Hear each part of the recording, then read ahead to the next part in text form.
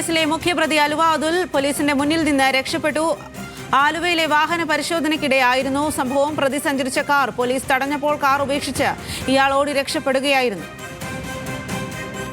ഷമീർ അബ്ദുള്ളാണ് കൊല്ലത്ത് നിന്നും ചേരുന്നത്. ഷമീർ, കഴിഞ്ഞ ദിവസം പോലീസ് പ്രതികൾക്കായി ലുക്കൌട്ട് നോട്ടീസ് അടക്കം പുറത്തുവിട്ടിരുന്നു. അലുവ അതുലിനെ പിടികൂടാനായിട്ടുള്ള തീവ്ര ശ്രമത്തിലുമാണ്. ഇപ്പോൾ ഏത് രീതിയിലാണ് അയാൾ രക്ഷപ്പെട്ടിരിക്കുന്നത്?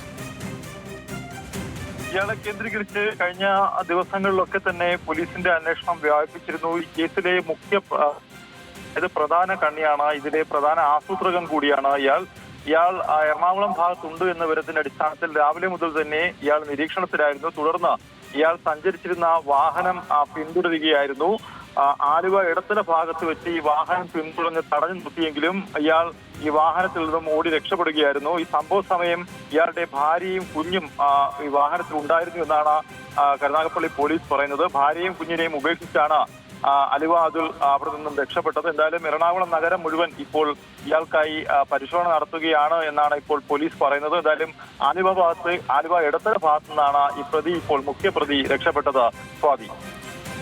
ശരി ഷമീർ, കരുനാഗപ്പള്ളി സന്തോഷ് വധക്കേസിലെ മുഖ്യപ്രതിയായ അലുവ അതുൽ പോലീസിന്റെ കൺമുന്നിൽ നിന്നും രക്ഷപ്പെട്ടിരിക്കുന്നു എന്നുള്ളതാണ്. ആലുവയിലെ വാഹന പരിശോധനയ്ക്കിടെയായിരുന്നു സംഭവം.